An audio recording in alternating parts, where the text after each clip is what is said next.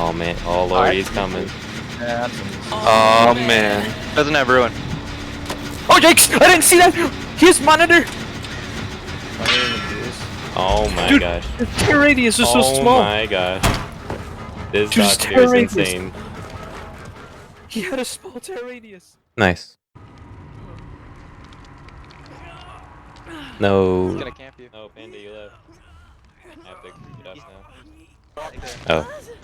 Okay. No, Billy, you could have bought me more time. What? What are Open What are you doing? It's open, Look, right? I know most survivors know what to do. Stay. They know how to Yeah, we loop. can make it. They even do the gens while I'm looping. But you aspiring survivor mains needs a little bit of help. And hopefully I can teach you guys some super top secret tips on how to improve your games. Although in this tutorial, we're gonna assume you're not using perks that would help you in these situations. Mostly just spine chill and borrowed time. Not that those perks are bad, it's just that you probably want to use some other perks, right? Like, wake up.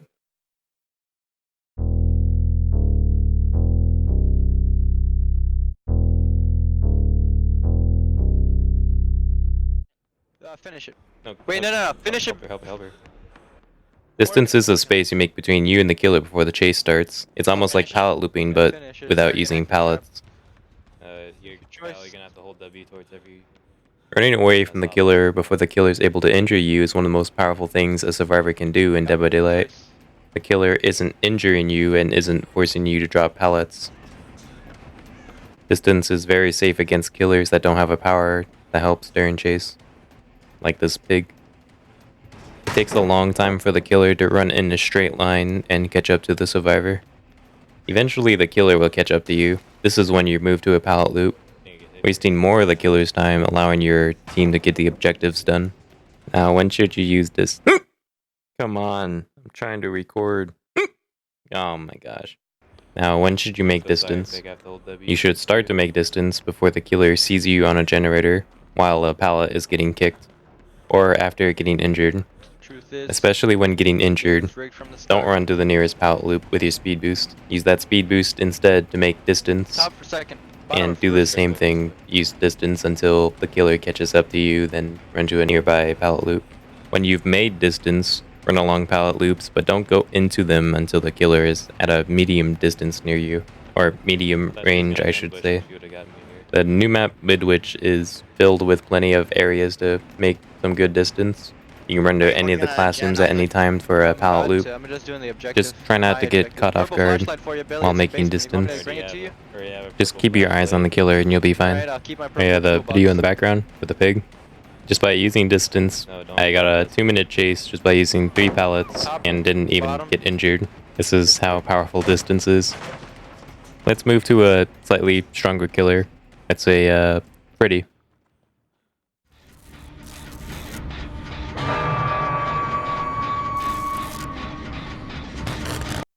In this clip, the Freddy is approaching me from this angle after hooking my teammate.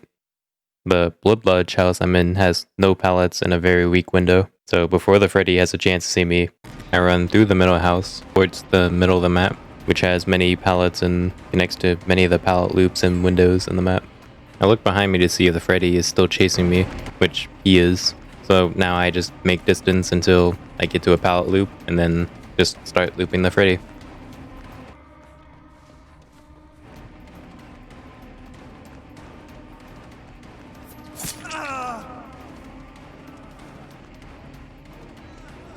I should expose you to However, if the killer has a power that helps him in the chase, using distance is very different. There's a lot of killers in Dead by Daylight, so we'll just keep it simple. Play stealthy against Nurse and Spirit. Move unpredictably against Deathslinger, Huntress, and Demogorgon. To speed 2. Watch your step around Trapper. That's how he always moves. The default basement trap, or jack trap. Watch your step around Trapper. And take sharp turns around corners against Hillbilly and Blight.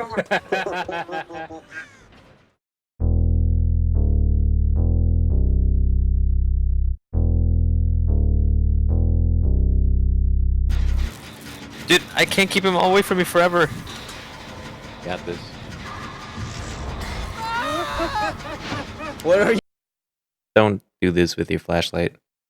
The killer can easily counter it by looking directly up or directly down. Or they could just accept the blind, just keep walking towards you, and after the blind duration's over, they'll just start chasing you like normal.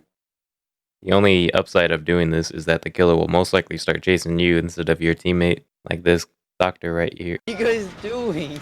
I blinded him. What? Saloon gen still up? Yeah, it's up. The most consistent way to blind a killer is while they're being stunned, or if they're kicking a pallet. In most cases, just running away gives you more distance, or looping that same pallet to waste more of the killer's time is more effective. If you use blind duration add-ons, this becomes much more useful. Oh, purple toolbox, awesome. Billy! I forgot you were up here. Yeah, I'm dead now. Damn it, Billy. Alright. Flashlight time? Does he do it? The absolute best way to use your flashlight is to get a flashlight save, which is when the killer picks up your teammate off the ground and you blind them at the very perfect, precise moment. Then they will drop the survivor to the injured state while being stunned.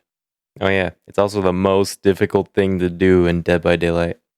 You all know flashlight saves are cool and all, but let's be real. Everything about a flashlight save can be nullified by so many factors. Factors like the direction the killer is facing, Get out if you can. Or just making sure you guys are safe. the positioning of where your teammate is downed, Oh, y'all get out. Get out. your positioning, I'm opening one of the doors. He's looking. if the killer knows your location, Yeah, get it. and any in-game models that can block the flashlight, such as horn or a wall. That's not an angle. Or a tree. I think you get the point. Does he do it? I do it. It's not even close. Hey, I'm gonna take it to be the best. Unless you're a very experienced survivor, you should only go for the very easy flashlight saves. I know I said we'll ignore perks in this tutorial, but for flashlight saves, you really need the perk Sprint Burst to get it done consistently. Do not use Dead Hard for a flashlight save. I know everyone on YouTube uses Dead Hard, but for one thing, you have to be injured. You need to be near the survivor to get the flashlight save in the first place. And unless you also have the perk Iron Will, the killer can easily just hear you nearby, groaning. While with Sprint Burst, you can use it healthy or injured. And in case the flashlight save can't be done, you can just run away with Sprint Burst. Just wait until you're very, very good at the game, and then you can take Dead Hard with your flashlight. About to pop the one in your basement. Oh yeah, by the way, if you switch survivors a We lot, didn't reach tier 200. like let's say you play Jake and then you start playing No, I Meg, each survivor now holds the flashlight slightly differently. Okay. So just be careful about that.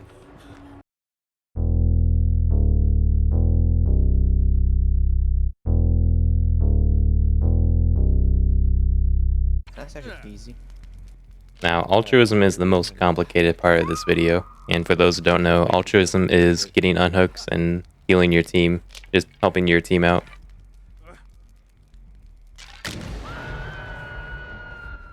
We've all been in this situation.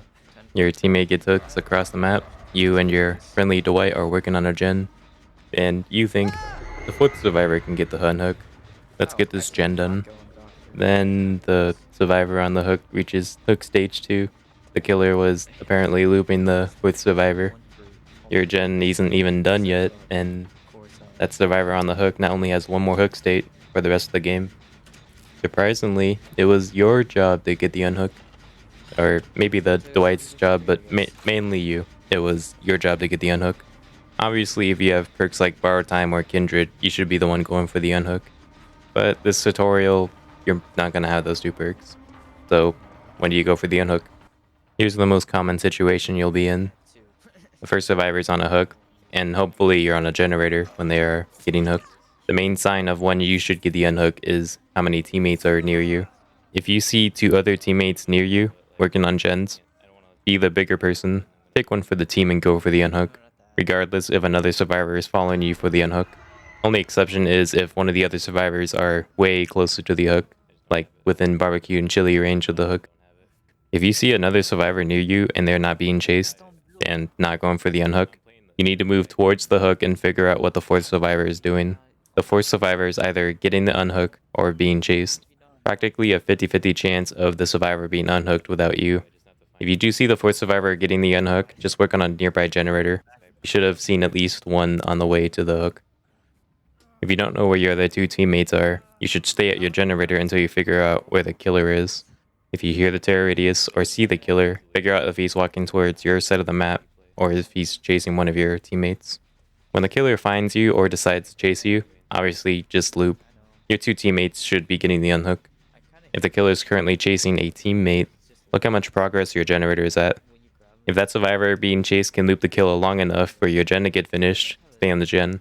If that survivor will go down relatively soon, go for the unhook or hide nearby to unhook that survivor. This is very complicated to remember every game, and it's not really rules you have to follow, it's more of a guideline. Just try to get as many unhooks as you can, and then you'll start to feel more comfortable. If you play with a team with communications, they'll tell you when the killer has ran away, and then you can get the unhook.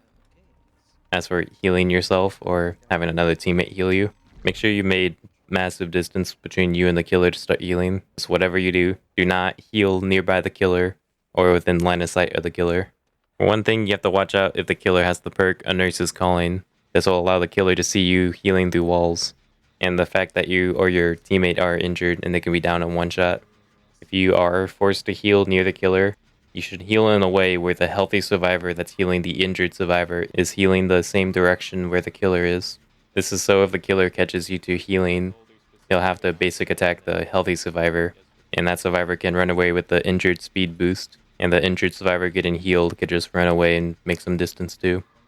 And remember, you don't need to be healthy to work on a gen. You can be injured for the entire game and still make it out alive if you play well. And with that, thank you for watching my video. Hopefully you learned something new about Survivor. I wanted to go for an intermediate Survivor guide, as many other tutorials assume the player is a complete beginner or a top red rank Survivor. This episode was a huge challenge as the gap between a beginner Survivor and a top red rank Survivor is strategy, not gameplay. And by gameplay, I mean mechanics. You probably see many high rank Survivors still lose, not because of their looping, but because of a strategic error. I hope to make more practical guides for Survivor soon, and maybe even Killer down the line. If you don't mind, comment down below what you think about this tutorial. And that's it. Have a nice day.